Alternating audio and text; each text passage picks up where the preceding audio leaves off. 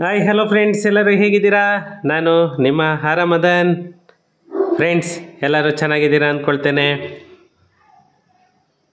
ಒಂದು ವಿಷಯ ಏನಂತಂದರೆ, ಪ್ರತಿ ವಿಡಿಯೋದಲ್ಲೂ ಕೇಳೋದನ್ನೇ ಇಲ್ಲೂ ಹೇಳ್ತಾ ಇದ್ದೇನೆ.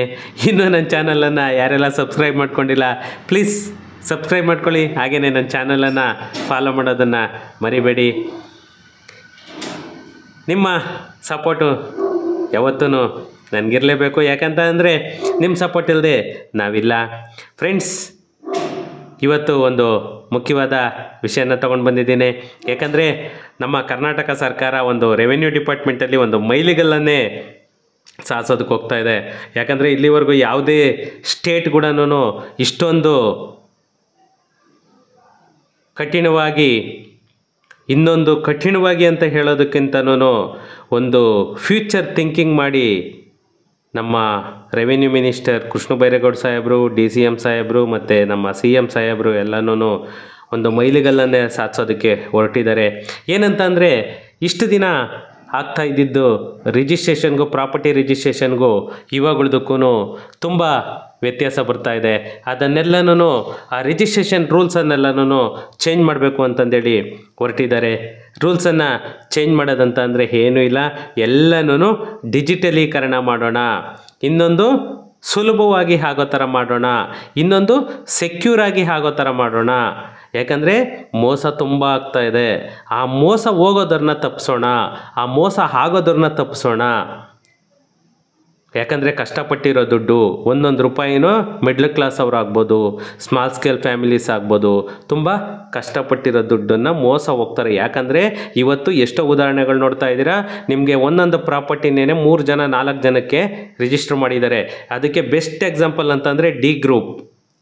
ನೀವು ಡಿ ಗ್ರೂಪ್ಗೆ ಹೋಗಿ, ಶ್ರೀಗಂಧ ಕಾವೆಲ್ ಹತ್ರ ಇರೋ ಡಿ ಗ್ರೂಪಲ್ಲಿ ಒಂದೊಂದು ಸೈಟನ್ನೇ ನಿಮಗೆ ಬಾರ್ ಹಾಕ್ಬಿಟ್ಟು,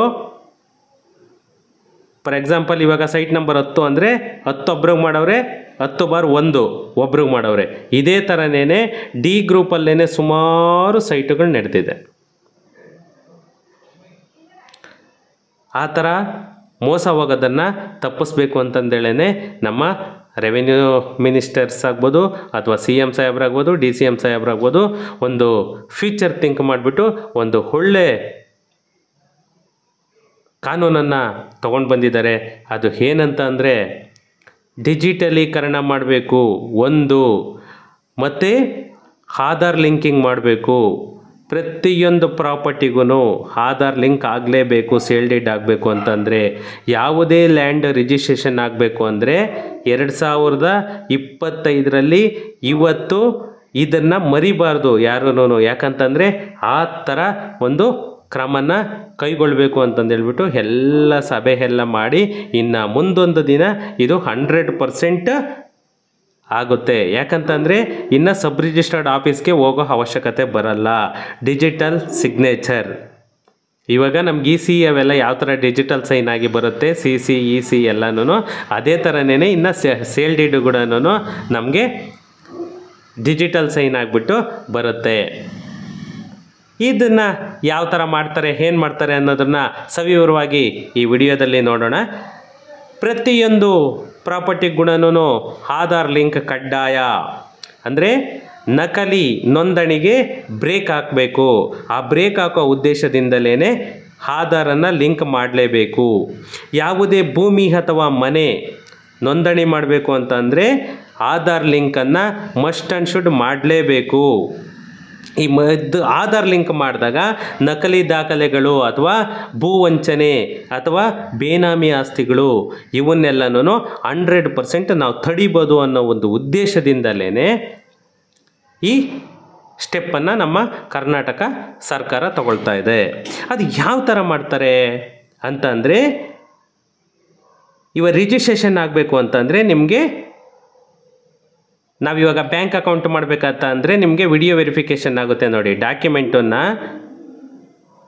ಡಾಕ್ಯುಮೆಂಟನ್ನು ನೀವು ವಿಡಿಯೋದಲ್ಲೇನೆ ನೀವು ಪಾರದರ್ಶಕತೆ ಚೆಕ್ ಮಾಡಬೇಕು, ಜೆನ್ಯೂನಿಟಿ ಚೆಕ್ ಮಾಡಬೇಕು ಅಂತಂದರೆ ಅವರು ವಿಡಿಯೋ ಇದರಲ್ಲೇ ನೀವು ಡಾಕ್ಯುಮೆಂಟನ್ನು ಪ್ರತಿಯೊಂದನ್ನು ನೀವು ಶೋ ಮಾಡಿ ಅದನ್ನು ವಿಡಿಯೋ ಮಾಡಿ ಇದು ಮಾಡಬೇಕಾಗುತ್ತೆ. ಯಾಕಂದರೆ ಇವತ್ತು ಪ್ರತಿಯೊಂದು ಅಕೌಂಟಲ್ಲೂ ಕೂಡ ನೀವು ಒಂದು ಸೇವಿಂಗ್ ಅಕೌಂಟ್ ಓಪನ್ ಮಾಡಬೇಕಂದ್ರೂ ಕೂಡ ನೀವೇನು ಬ್ಯಾಂಕಿಗೆ ಹೋಗೋ ಅವಶ್ಯಕತೆ ಇಲ್ಲ. ಇವಾಗ ಅದೇ ಥರನೇ ಅದೇ ಕಾನ್ಸೆಪ್ಟಲ್ಲೇನೇ ನೀವು ಪ್ರತಿಯೊಂದು ಡಾಕ್ಯುಮೆಂಟನ್ನು ನೀವು ಲೈವಲ್ಲಿ ರೆಕಾರ್ಡ್ ಮಾಡೋ ಮುಖಾಂತರ ಅದನ್ನು ಪಾರದರ್ಶಕತೆಯನ್ನು ನೀವು ತೋರಿಸಿದ್ರೆ ಆವಾಗ ಅವರಿಗೆ ಈ ಡಾಕ್ಯುಮೆಂಟು ಪಕ್ಕಾ ಇದೆ ಅನ್ನೋದು ಗೊತ್ತಾಗ್ಬಿಡುತ್ತೆ. ಮತ್ತು ನಿಮಗೆ ಇನ್ನೊಂದೇನಂತ ಅಂದರೆ ಸ್ಟ್ಯಾಂಪ್ ಡ್ಯೂಟಿಗೆ ಟ್ಯಾಕ್ಸು ತುಂಬಾ ಇದಾಗ್ತಾ ಇದೆ, ದುಬಾರಿ ಆಗ್ತಾ ಇದೆ ನೋಡಿ. 20 ಲಕ್ಷಕ್ಕಿಂತ ಕಡಿಮೆ ಇದ್ದರೆ ಅದಕ್ಕೆ 2%, ಮತ್ತು 21ರಿಂದ 45 ಲಕ್ಷಗಳವರೆಗೆ ಆ ಪ್ರಾಪರ್ಟಿ ಆಸ್ತಿ ಇತ್ತು ಅಂತಂದರೆ 3%, 5 ಕೋಟಿಗಿಂತ ಹೆಚ್ಚಿನ ಆಸ್ತಿಗೆ 5% ತೆರಿಗೆಯನ್ನು ಟ್ಯಾಕ್ಸನ್ನು ಮಸ್ಟ್ ಆ್ಯಂಡ್ ಶುಡ್ ಪೇ ಮಾಡಲೇಬೇಕಾಗುತ್ತೆ. ಇದೊಂದು ತೊಗೊಂಡು ಇದು ಮಾಡಿದ್ದಾರೆ. ಮತ್ತು ನೀವು ಯಾವುದೇ ಒಂದು ಪ್ರಾಪರ್ಟಿ ನೋಂದಣಿ ಶುಲ್ಕವನ್ನು ಅಂದರೆ ನೀವು ಸ್ಟ್ಯಾಂಪ್ ಡ್ಯೂಟಿ ಏನು ಪೇ ಮಾಡ್ತೀರಾ ಆ ಸ್ಟ್ಯಾಂಪ್ ಡ್ಯೂಟಿನ ಪೂರ್ತಿನೂ ನೀವು ಆನ್ಲೈನಲ್ಲೇ ಪೇ ಮಾಡ್ಬೋದು. ಅದೊಂದು ಫೆಸಿಲಿಟಿ ಕೊಡ್ತಾ ಇದ್ದಾರೆ. ಯಾಕಂತಂದರೆ ಡಿಜಿಟಲ್ ಸೈನು, ಡಿಜಿಟಲ್ ಮನೆಯಿಂದಲೇ ನೀವು ರಿಜಿಸ್ಟ್ರೇಷನ್ ಮಾಡಬೇಕಂದ್ರೆ ಪೇಮೆಂಟು ಕೂಡ ನೆಕ್ಸ್ಟ್ ಸ್ಟೆಪ್ಪು ಅದನ್ನು ಆನ್ಲೈನಲ್ಲೇ ಪೇ ಮಾಡ್ಬೋದು. ಈ ಇದರಲ್ಲೇ ಇವಾಗ ಸುಮಾರು ರಾಜ್ಯಗಳಲ್ಲಿ ಆಲ್ರೆಡಿ ಇದೆ. ಏನಂತಂದರೆ 90 ದಿನಗಳ ಅವಧಿಯಲ್ಲಿ ಏನಾದರೂ ತಕರಾರು ಬಂದರೆ ಆ ತಕರಾರು ಬಂದಿರುವಂತಹ ಸೇಲ್ ಡೀಡ್ಗಳನ್ನು ಕ್ಯಾನ್ಸಲ್ ಮಾಡಬಹುದು. ಅವರ ಕುಟುಂಬದ ದಾಖಲೆಗಳು ಅಥವಾ ಅವರು ಕೊಟ್ಟಿರೋ ಇನ್ಫಾರ್ಮೇಷನ್ ಏನಾದರೂ ಫೇಕ್ ಅಂತಂದೇಳಿ ಏನಾದರೂ ಡೌಟ್ ಬಂತು ಅಂತಂದರೆ 100% 90 ಡೇಸ್ ಒಳಗಡೆ ಆ ಪ್ರಾಪರ್ಟಿ ಸೇಲ್ ಡೀಡನ್ನು ರದ್ದು ಮಾಡೋ ಕಾನೂನು ಕೂಡ ಜಾರಿ ಆಗ್ತಾ ಇದೆ. ಇವಾಗ ಈ ಪ್ರಾಪರ್ಟಿನ ನಾವು ಇವಾಗ ಆನ್ಲೈನಲ್ಲಿ ರಿಜಿಸ್ಟರ್ ಮಾಡಬೇಕಂದ್ರೆ ಏನೇನು ಬೇಕು? ಪ್ರಾಪರ್ಟಿ ಡೀಡ್, ಮತ್ತು ಸೇಲ್ ಅಗ್ರಿಮೆಂಟ್, ಮತ್ತು tax paid receipt, Aadhaar card, PAN card ಅಥವಾ ಮತದಾರರ ಚೀಟಿ, ಮತ್ತು ಮಾರಾಟಗಾರ ಮತ್ತು ಖರೀದಿದಾರ, ಪರ್ಚೇಸರು ಮತ್ತು ಸೆಲ್ಲರು ಇಬ್ಬರದು ಕೂಡ ಗುರುತಿನ ಚೀಟಿಗಳು. ಇಷ್ಟು ಡಾಕ್ಯುಮೆಂಟ್ ಇತ್ತು ಅಂತಂದರೆ ಇನ್ನು ಮನೆಯಿಂದಲೇ ಎಲ್ಲ ಆನ್ಲೈನಲ್ಲೇ ರಿಜಿಸ್ಟ್ರೇಷನ್ ಮಾಡೋ ಒಂದು ಕಾನೂನನ್ನು ನಮ್ಮ ಕರ್ನಾಟಕ ಸರ್ಕಾರ ತಗೊಂಡು ಬರ್ತಾ ಇದೆ. ನಿಜವಾಗೂ ತುಂಬಾ ಖುಷಿಯಾದ ವಿಷಯ ಇದು. ನೀವಿನ್ನು ಸಬ್ ರಿಜಿಸ್ಟ್ರಲ್ಲಿ ಹೋಗಿ ಕಾಯ್ಕೊಂಡು ಮುಂಚೆ ದಿನನೇ ಎಲ್ಲ ಮಾಡಿಸಿ ಎಲ್ಲ ಇದು ಮಾಡಿಕೊಂಡು ಅದೆಲ್ಲನೂ ಇನ್ನು ಮೇಲೆ ಬಂದಾಗುತ್ತೆ.